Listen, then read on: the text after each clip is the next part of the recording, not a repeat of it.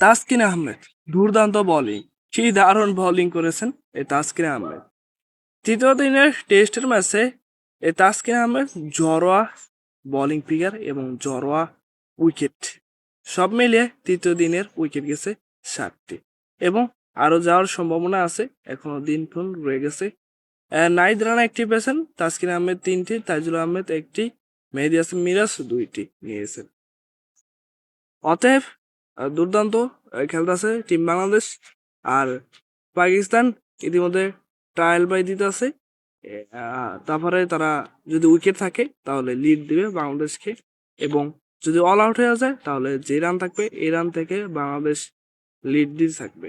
এই ম্যাচটা কি বাংলাদেশ জিতবে নাকি ম্যাচ ড্র হবে আপনারা কমেন্ট বক্সে জানিয়ে দেন। এবং হারতেও পারে, আজকে তৃতীয় দিন চলে গেছে, আগামীকাল চতুর্থ দিন হবে এবং চতুর্থ দিনে বাংলাদেশ ব্যাটিং করতে হবে, না হলে অতিরিক্ত রান করতে পারবে না।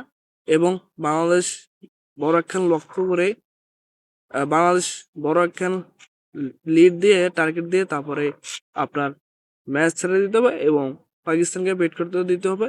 বেট করে পাকিস্তান যদি অল আউট হয়ে থাকে তাহলে বাংলাদেশ ম্যাচ জিতে যাবে। আর যদি পাকিস্তানকে অল আউট না করতে পারে এবং পাকিস্তান যদি রান না চেস করতে পারে তাহলে ম্যাচটি ড্র হবে। আপনারা কি চান ম্যাচটি ড্র হোক নাকি বাংলাদেশ জিতুক? আপনার মতামত কমেন্ট বক্সে জানাতে পারেন।